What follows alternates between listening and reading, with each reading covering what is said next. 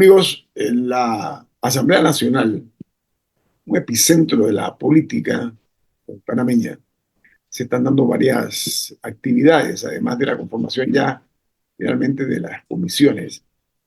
Pero es que, por ejemplo, ayer, en hora de la tarde, fue ratificado como eh, director general de la Caja de Ahorros un exfuncionario que estuvo al frente de esta institución y que se suma a los 6 anteriormente ratificados funcionarios de entidades públicas que fueron nominados por el presidente de la República, José Raúl Mulino. Los anteriores eran los directores del Banco Hipotecario Nacional, de Pandeportes, del BDA, Banco de Desarrollo Agropecuario, el Banco Hipotecario Nacional, BHN, en la Dirección de Tránsito y Transporte Terrestre, el director del IFARU y la Autoridad del Turismo. Con este movimiento que hay en la Asamblea, pero sobre todo la forma como se escogieron las diferentes comisiones, los que van a liderarlas, vamos a hacer, como siempre, docencia acerca de qué es lo que pasa dentro de la Asamblea, intramuros, lo que no se ve hacia afuera, es lo que quiero decir, lo que pasa dentro de este hemiciclo, en algunas ocasiones en las propias comisiones. Para ello hemos invitado a una exdiputada de la República, que además decana de la Facultad de Derecho, es una persona muy versada en el tema, conoce la jurisprudencia muy bien. Estoy hablando de la abogada Ana Matilde Gómez. ¿Cómo está, Ana Matilde? Buen día. Estoy muy bien, gracias a Dios. Buenos días a todos ustedes. Camila, Rubén, Iñito, gracias por la invitación. Por nada, Ana Matilde, ¿cómo funciona dentro, no a la vista de nosotros, los mortales, sino qué ocurre dentro, ¿verdad? En base a tu experiencia como diputada de la República, para efecto, por ejemplo, de la Comisión de Presupuesto? Ok, bueno, estuvo en manos de Vinicio Robinson muchos años, pero con este, entre comillas, cambio, ¿tú sientes que realmente hay vientos de fronda que nos den esperanza de que algún cambio se va a dar en la Asamblea? Cambios en serio, que pueda retomar el camino de la reivindicación de ese importante órgano de Estado con las designaciones que se han dado en algunas comisiones, Ana Matilde. Sí. No, en lo absoluto. La Asamblea, yo he planteado, no es un sitio de reconversión ni de reivindicación ético-política. Muy por el contrario, yo creo que las escogencias en comisiones tan importantes como aquellas que son emblemáticas, porque son las que trabajan más directamente con las decisiones del Ejecutivo, queda más que evidente que las lealtades pagadas y confesas están en manos de Ricardo Martinelli. O sea, el poder político está concentrado en quienes le han confesado históricamente lealtad y le deben sumisión por la mercantilización de su militancia, ¿no? Y por su defensa, que no ha sido oficiosa, su defensa pública. Y creo que esto nos va develando un, un plano que está orquestado, muy bien planeado, incluso incluyendo al Ejecutivo, porque hemos escuchado reiteradamente al presidente de la República desde su discurso de toma de posesión y luego sus intervenciones públicas hablar de patraña en materia judicial, de hablar de recursos de revisión, hablar de lo que primero empezó con lo ayudaré como pueda y ahí se ha ido decantando una serie de expresiones que si ahora pues uno ve la conformación de aquellas comisiones que tendrían que ver con reforma constitucional, reforma judicial o reforma de los códigos, procesamiento de jueces y de magistrados, más bien, de magistrados, el presupuesto, o sea, todo esto uno dice, esto es un plan, o sea, esto está más que bien concebido políticamente. Entonces, para concretamente contestar tu pregunta, no veo aquella esperanza que uno pudiera tener, pero además tampoco la tenía, porque es como una vana ilusión pensar que los tigres se vuelvan vegetarianos. O sea, ¿por qué razón, si a un Cheyo Gálvez le ha funcionado hasta ahora su forma de manejarse políticamente, por qué cambiaría? O sea, ¿qué nos hace pensar? La gente es como es, no esperemos cosas diferentes. O sea, hay un grupo, sí, hay una un movimiento nuevo, hay partidos nuevos, hay gente nueva en partidos, o sea, jóvenes en partidos que han logrado una curul en la asamblea y que tienen todavía ninguna forma de saber cómo actuar y otros que tienen una nueva forma de actuar.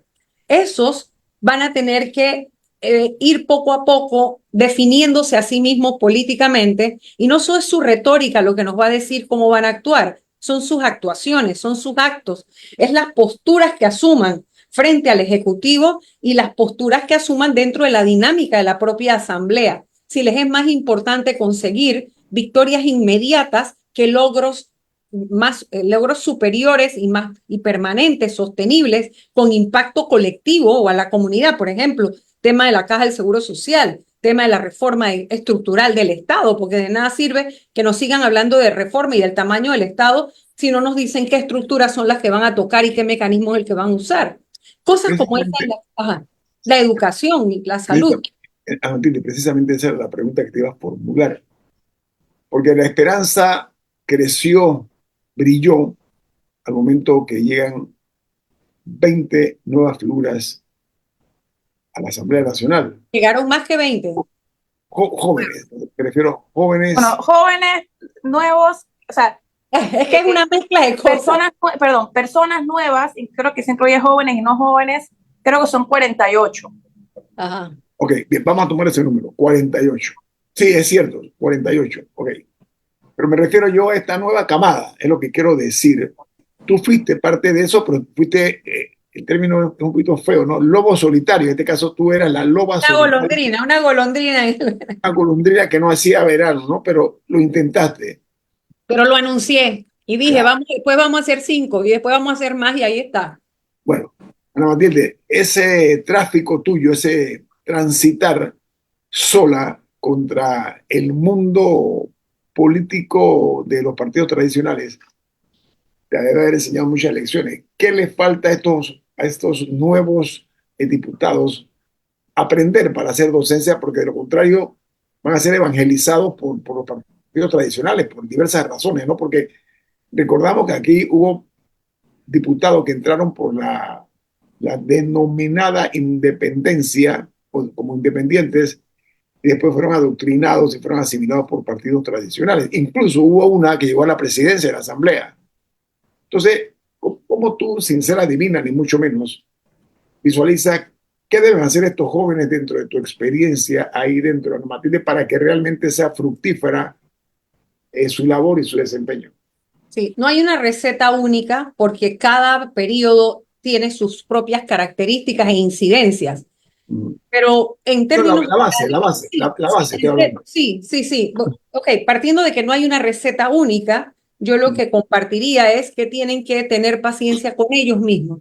Porque el idealismo, y es natural y es bueno que lo tengan, ser idealista, no es malo, pero eso va a tener un choque con la realpolitik. Entonces, es importante que ellos mismos apacigüen eso que tienen dentro sin claudicar, porque ese es el gran reto, ¿no? En lugar de ser tácticos, volverse estratégicos para tener la paciencia consigo mismo suficiente para saber que lo que se quiere construir para que tenga resultados sostenibles en el tiempo no será en cantidad, será en calidad. O sea, lograr algo profundo es más importante que un montón de cosas insustanciales. Entonces, es un poquito ellos mismos tener calma, observar, dejar de lado ese discurso de el voto para mí es el de la dignidad, porque inmediatamente lo que le estoy diciendo al resto es que todo el que no vota por mí es indigno. Entonces eso genera como cuando usted golpea un cangrejo, el cascará, pero usted golpea al cangrejo, entre más lo golpea, menos lo abre, porque él se cierra. Y eso es lo que ocurre de manera inversa, ¿no? Entonces es un poquito tener la comprensión de que el discurso, si bien tiene que atemperarse, no significa que los principios se van a claudicar. Uno puede mantenerse incólume en sus principios, pero puede cambiar las formas para lograr avanzar, aunque sean pasos cortos, pero en la dirección correcta, porque de nada sirve caminar muy rápido, pero no llegar a ningún lado.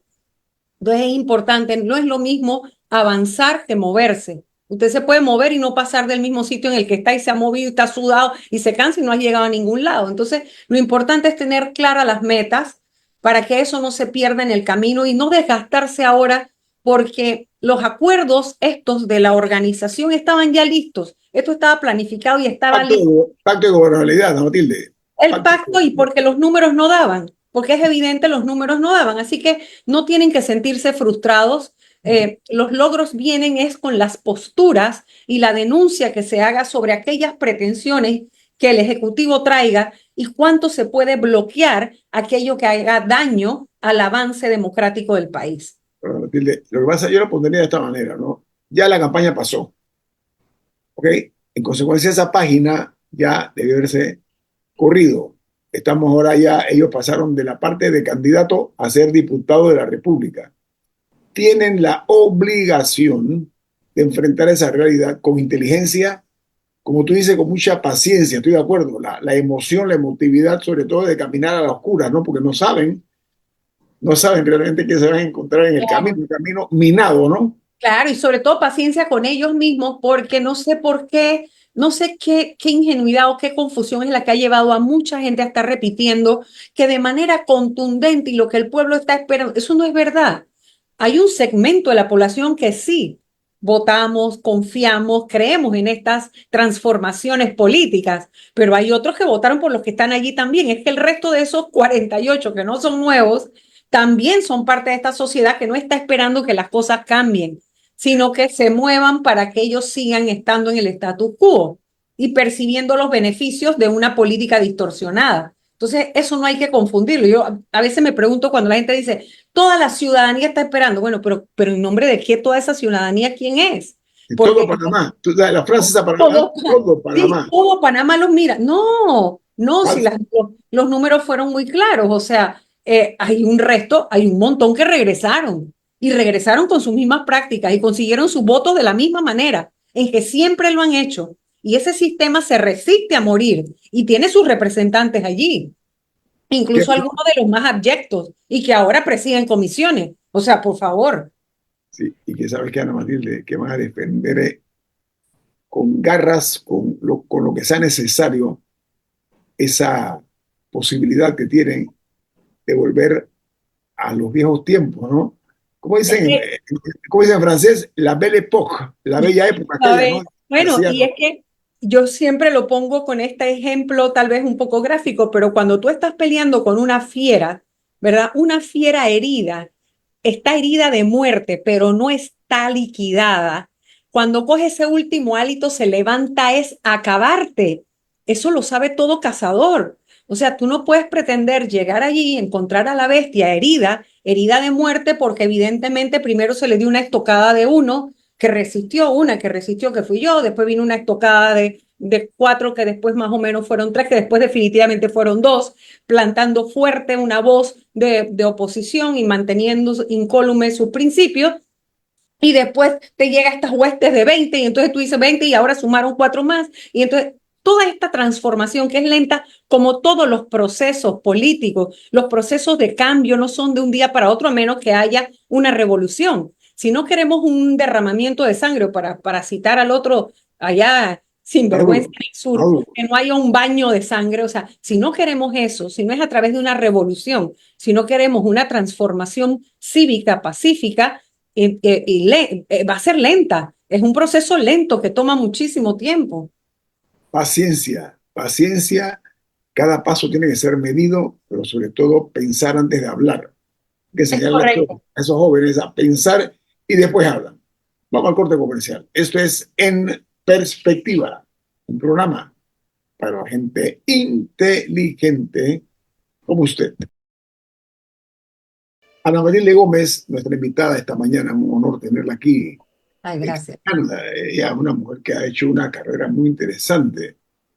Llegó incluso a ser candidata a la presidencia de la República, exdiputada de la República, ex procuradora. Bueno, paro aquí porque si no nos llevamos todo el programa dándole, y no quiero que suene a loa, estimada abogada Camila. No se preocupe. Una consulta. Ayer estábamos hablando con Eduardo Linjué un poco de cosas que puede hacer la Asamblea que quizá la gente no tiene en el radar. O sea, la Asamblea pasa leyes, pero también está la Comisión de Presupuesto, donde se mueve mucho el dinero del Estado, la Comisión de Credenciales, o sea, lo que hacen diferentes comisiones. Y justamente hablando de la Comisión de Credenciales, surgió el tema de, o sea, sus capacidades, porque es una de las comisiones más codiciadas en la Asamblea Nacional. Y hablábamos, por ejemplo, del proceso para juzgar a un magistrado, para remover a un magistrado de la Corte Suprema, por ejemplo. Durante el periodo en el que usted fue diputada fue cuando se dio el proceso contra Moncada Luna, ¿verdad? Contra el ex magistrado Moncada Luna. Usted está en eso, no recuerdo ahorita, si usted está en ese momento en la Comisión de Credenciales. Sí, es correcto, no solo era miembro de la Comisión de Credenciales, sino que también me correspondió el alto honor de poder estar dentro de los jueces de garantía, ser una de las 3 juezas de garantía.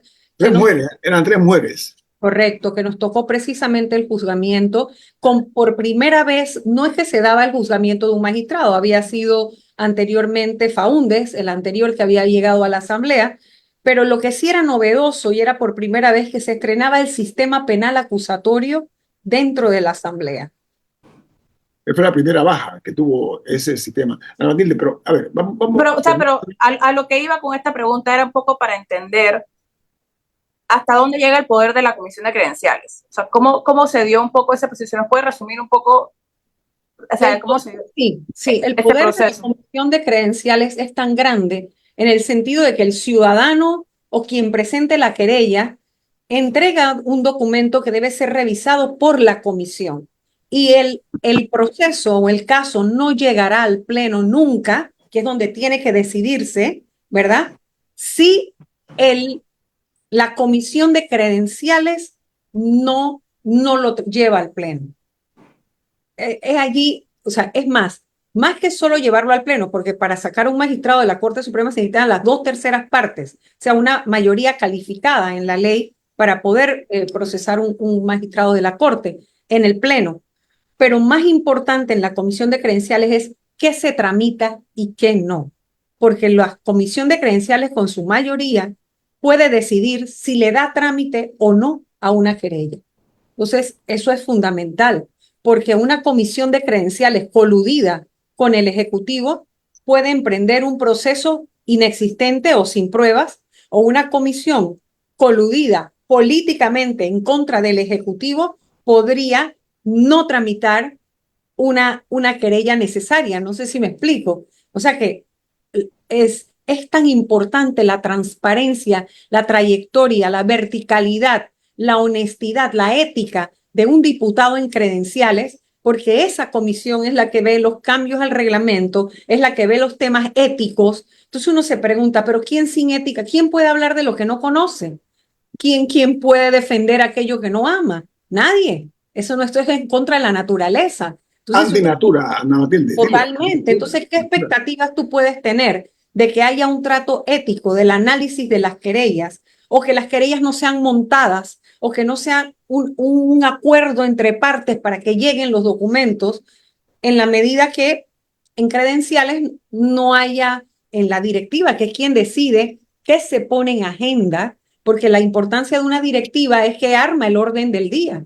Por más que haya buenos diputados en el resto de la comisión, es la directiva de la comisión la que decide qué documentos que han llegado a la comisión se presentan en el orden del día. ¿Qué tanta transparencia hay? Un presidente de una comisión puede decidir no dar información, incluso a sus pares, porque entienden tan mal su trabajo algunos que creen que ellos se convierten en jefe. Porque usted sabe que cuando usted a un tonto le da algo de poder o le da cualquier jerarquía, una nominación, enseguida se llena de ínfulas.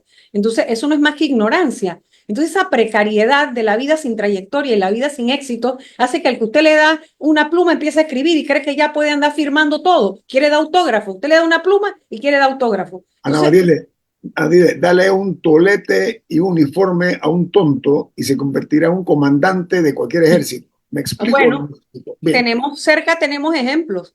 Tenemos ejemplos. O sea, permítame solicitar que cambiemos de sombrero. Vamos a hablar de un tema que es ineludible. No existe una vacuna contra la pandemia de la corrupción. Eso no existe todavía. Pero existen las leyes. y las leyes están para cumplirlas y hacer que se cumplan. Eso es la regla fundamental en una sociedad moderna. Estoy viendo que con el advenimiento de figuras y de un gobierno nuevo, el mensaje que se está mandando es: he encontrado este tipo de irregularidades, de mal manejo, del despilfarro tal más cual. Eso se está viendo mucho, sobre todo en algunas alcaldías, en juntas comunales, para no extenderme en la pregunta, Ana Matilde. Lo propio en este sentido, vuelvo a pretender hacer docencia como siempre en este programa. Si a Ana Matilde le pregunta, Ana Matilde, la abogada, la ex procuradora, cualquiera de estos diputados noveles, ¿no? Jóvenes, inexpertos, sí, porque me encontré que no había informe, que habían borrado, que los discos duros, que la cosa, eso no se está diciendo, ¿ok? Los representantes de corregimiento.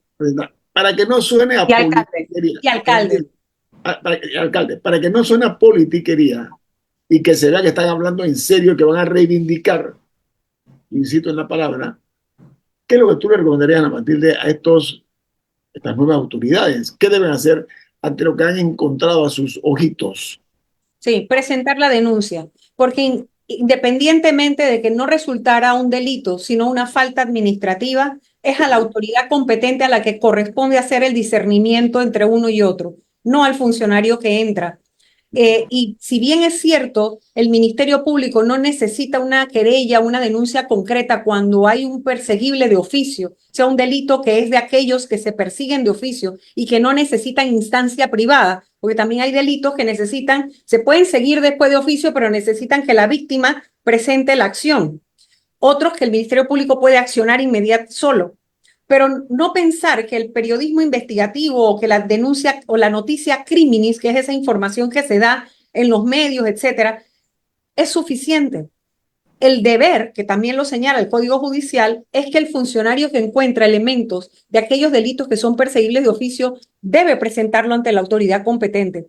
Y eso es importante porque además yo siempre he instado a todas las instituciones a que cumplan también con otra norma que está en el Código Judicial y que poco la practican, y es que convertirse en querellante, es decir, entrar al proceso como parte, porque eso permitirá después el resarcimiento de aquellos fondos, y por el otro lado es cuando más fácil avanza una investigación porque quien es parte puede aportar pruebas, puede participar del proceso, y en ese sentido, ¿quién tiene mejor acceso a la evidencia? Documental, por lo menos, y a algún funcionario que quiera ser protegido y que quiera hablar, el que entró al cargo. Así que mi recomendación es esa.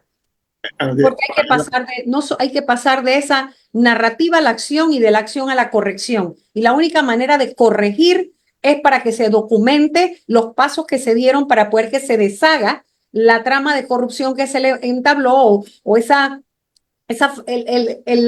la forma, el iter criminis que se llama, o sea, la forma en que se dio el delito, el camino que recorrió, solo se puede deshacer conociéndolo. Y para desmontarlo, si es que de verdad no quieren, porque mire, cuando usted no hace los cambios estructurales producto del descubrimiento de la verdad, usted puede quedar envuelto en el mismo tipo de delito porque el sistema se lo traga. Entonces, la idea no es solo denunciar, es denunciar para corregir, o sea, denunciar para descubrir la verdad, para que se pueda desmantelar la estructura que permitió que el anterior caminara por esos caminos. Pero también voy a decir algo. Perdón, pero ese punto me parece muy importante. Al final, la cabeza es una parte crucial de toda institución, pero al final del día no sirve de nada si no está alineado de alguna manera u otra con la maquinaria, o sea, con el resto del cuerpo, que al final es quien ejecuta las ideas de la cabeza. Entonces creo que eso es algo que todo el mundo que está dirigiendo en algún puesto de toma de decisión, sea un ministro, sea un alcalde, un representante, un diputado, es más, hasta el presidente, o sea, una cosa no está separada de la otra y tienen que convivir y tienen que trabajar juntos hacia un fin. Entonces eso es muy importante, que claro, no todo depende de la cabeza. Pero la cabeza, sí, como representante legal es responsable por el cuerpo. Ajá, y además debe accionar para que se presente la denuncia a la querella, porque ese descubrimiento de la verdad es lo que le va a permitir a él hacer los cambios estructurales. Es decir, por ejemplo, supuestamente hay todo un alboroto de que va a haber una reforma profunda del Estado y que el tamaño del Estado se va a reducir. El mejor punto para iniciar la reducción del Estado es aquellos puntos donde se encontraron que hubo corrupción, porque hubo ineficiencia, porque hay abultamiento, ya sea de los cargos o porque se torció la función para la cual fue diseñado en la estructura. Entonces, eso solamente lo demuestra una investigación. De menos usted va a andar pescando por ahí y dije, bueno, elimino a esta secretaria. No, espérese, es que aquí esta investigación le demostró, por ejemplo, que hay que eliminar esta forma de registro de asistencias de los cónsules, por ejemplo, del personal consular, porque se firmaban aquí y se iban. No había manera de registrar. Y aquí hay una plata que se perdió, gente que se le pagó y no trabajó. Por ejemplo, por decir un ejemplo que ocurrió en el pasado, hace mucho tiempo, por decir cositas, ¿no? O en la Lotería Nacional, o en la Caja del Seguro Social. O sea, muchos huecos por donde se escapa el ratón se van a descubrir a partir de las investigaciones. Por eso es importante que se presenten las denuncias y que el Ministerio Público, evidentemente, tenga la capacidad para poder investigar, para que quede en evidencia dónde hay que corregir en el diseño del Estado. Ahora, Matilde, hay evidencias de una debilidad institucional en este país, por una parte, y sobre todo un sistema que guarda silencio muchas veces cómplice en el saqueo de la cosa pública. Esa es parte de la tristeza que nos debe embargar a todos, porque la justicia tiene que entender, y sobre todo los operadores de justicia, que aquello de que la cosa quede en la casa y tapamos los errores, y tal, no, eso no existe. Hoy día el mundo ve a Panamá, así como nosotros leemos los periódicos de afuera, leen también los diarios de Panamá, escuchan los programas de radio y de televisión fuera del país, y eso lo que trae es descrédito cuando hay esta maraña de intereses que está por encima precisamente de lo que le conviene a la patria, la República de Panamá. Yo he visto pasar, en mi opinión, personas que han dilapidado dinero del Estado y andan por ahí burlándose, reídos, no pasa nada. Entonces, ese tipo de patrañas, sobre todo que pretenden algunos funcionarios que tienen la responsabilidad de ejercer mando de jurisdicción por una parte, pero sobre otro para efectos legales, Ana Matilde, se escudan bajo la impunidad que les permite el sistema.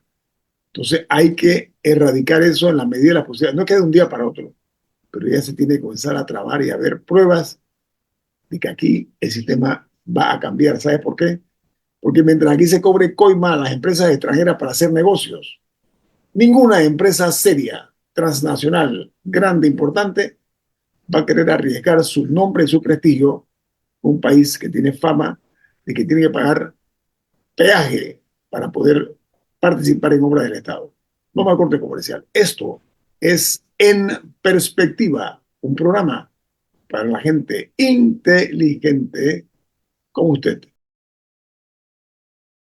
Amigos, nuestra invitada, la abogada Ana Matilde Gómez, siempre precisa en sus expresiones, Ana Matilde. Hemos visto en democracia, estamos hablando del 90 para acá, como algunas actividades ridículas y hasta yo diría que patéticas por parte de algunos funcionarios que utilizan la impunidad y la disfrazan de ineptitud, la disfrazan de falta de pericia.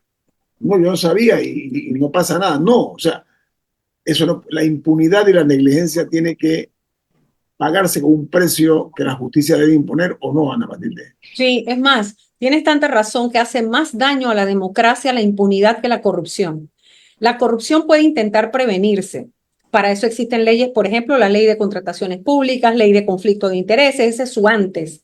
Está el durante, que es tan o más importante que el después, porque cuando ya se llega al Poder Judicial, ya el acto de corrupción ocurrió, ya la lesión patrimonial se dio, ya la afectación a la administración pública, a la correcta administración pública ocurrió.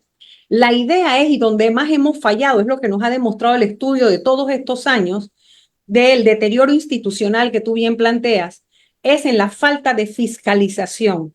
los controles, los pesos y contrapesos. Y ahí es donde entra importante, para conectar esto con lo del inicio del programa, el rol que jugarán los nuevos diputados o las figuras nuevas. No imponiéndose cargas tan altas o pretensiones que no van a lograr. Suficiente es con que contribuyan a hacer un contrapeso y un freno a las pretensiones de actos autoritarios o actos discrecionales que violentan la administración pública y después terminan en actos de corrupción. Prevenirlos, bueno, en credenciales usted puede revisar muy bien en la hoja, el currículum de una persona antes de ser designada, si tiene antecedentes o no de hechos que empañan su gestión pública, etcétera. Porque hay que recordar algo.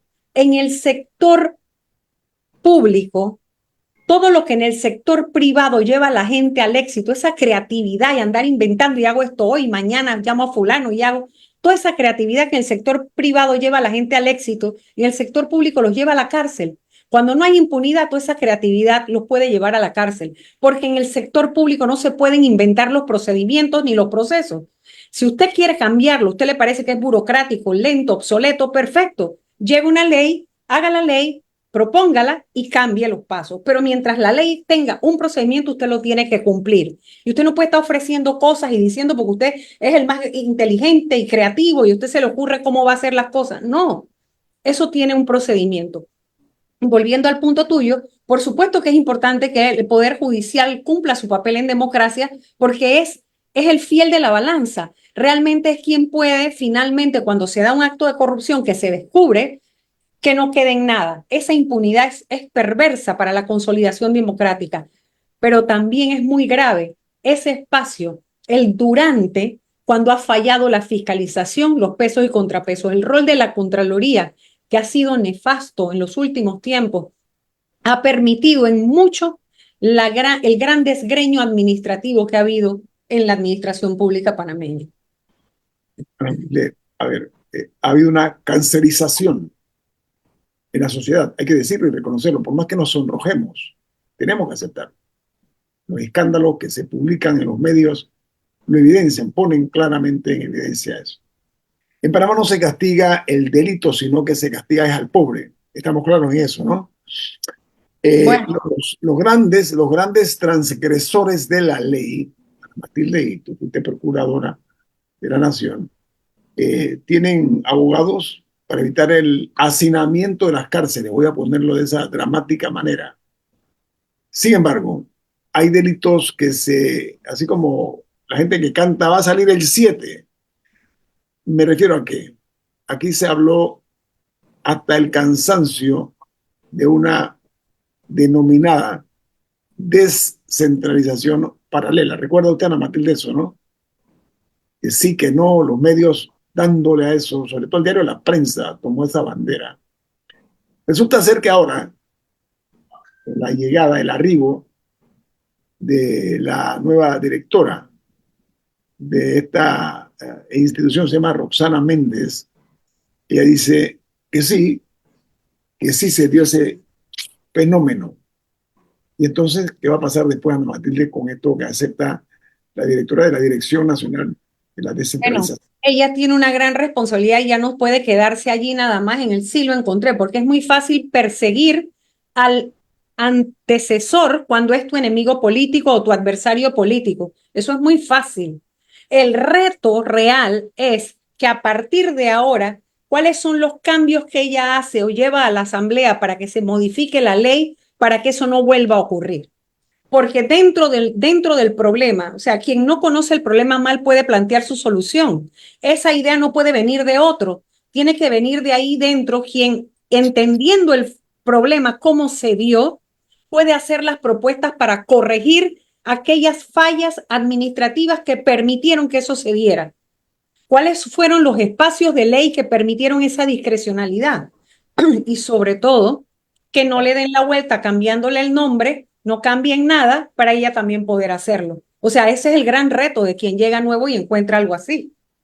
Lo que se refirió la señora Méndez en su declaración, que sí, en efecto, había habido montos muy altos que se manejaron a nivel de juntas comunales para lo que denominaron asistencia social. es un término exquisitamente canalla, ¿no? Cruel, porque se está jugando con la pobreza. Entonces, ¿cómo hacemos para que eso no quede impune, Ana Matilde? Ese es el eufemismo del clientelismo, porque eso no es nada más que el nombre disfrazado para ayudar a tus amigos o a tus copartidarios o correligionarios. Con los candidatos de su propio partido, en su momento, Claro, hay que decirlo, ¿no? para poder ser discrecional a quién le entregas y a quién no. Entonces, realmente, insisto, para que eso no quede impune, no solamente es llevar ante la justicia a quienes lo hicieron, quien lo permitió, dónde estuvo la falla, sino corregir para que esa forma de trabajar no quede allí y pueda ser utilizada ahora de otra manera. Porque recuerda que todo eso nos vino pasando con el FES, el PAN, etcétera. Le cambiaban el nombre, pero no cambiaban la estructura y lo volvían a hacer. Sí. No, y agregaría también buscar cuál es el mecanismo correcto y reforzar los mecanismos correctos, porque sí hay personas que necesitan ayuda. O sea, sí hay personas en este país que requieren asistencia, sea para poner el techo en su casa o para su mamá que necesita una operación de vesícula o cualquier cosa. Entonces, al mismo tiempo de que se tramita a través de la justicia los malos manejos en este tipo de programas, tiene que paralelamente haber un proceso de revisar, ok, si estas personas lo pudieron hacer es porque había una necesidad ahí. ¿Cómo se va a suplir esa necesidad de la manera correcta? ¿Se va a reforzar el MIDES? ¿Se va a reforzar el MINSA? ¿O se va a reforzar yo no sé qué otra entidad? Pero sí tienen que existir los mecanismos correctos para que una persona que sí necesita una verdadera asistencia social, no un eufemismo, tenga acceso de alguna manera. Que esté bien canalizada, concuerdo plenamente, porque también no podemos ser ingenuos y sabemos que hay necesidades creadas.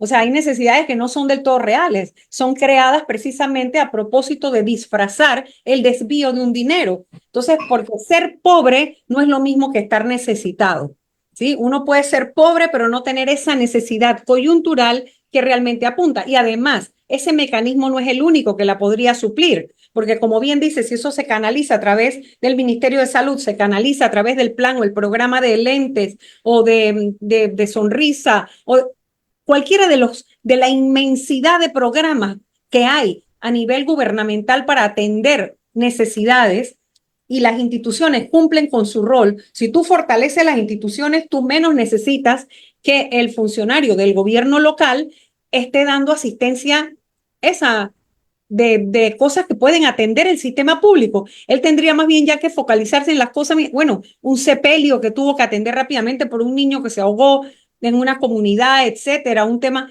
Hay tantas cosas que pueden surgir que en efecto necesitan ayuda y asistencia, que son muy distintas a crear una necesidad que no existe para desviar fondos, ¿no? ¿Sabes qué?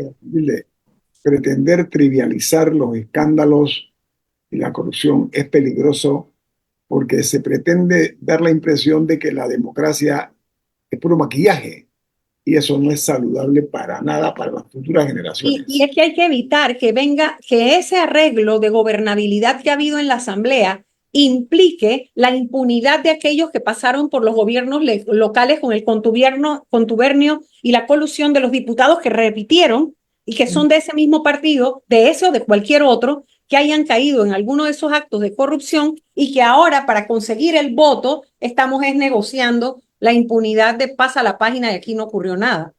Así es. Bueno, Ana Matilde Gómez, gracias por estar con nosotros esta mañana. Se aprecia Gracias mucho a ustedes. sus valiosos aportes, como siempre, haciendo docencia aquí en este programa En Perspectiva. Ha finalizado En Perspectiva, un análisis para las mentes inteligentes. Por los 107.3 de Omega Estéreo.